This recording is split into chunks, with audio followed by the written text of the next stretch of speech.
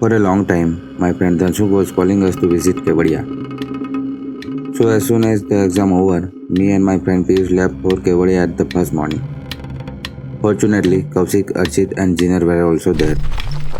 Archit made an arrangement for all of us for jungle safari.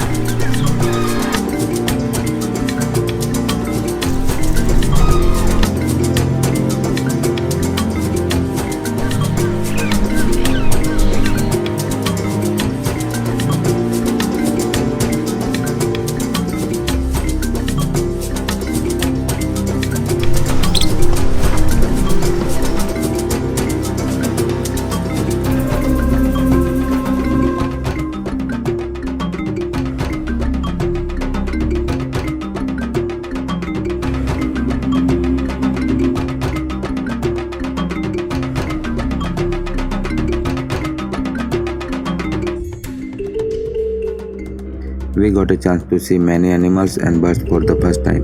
I had never even heard of them.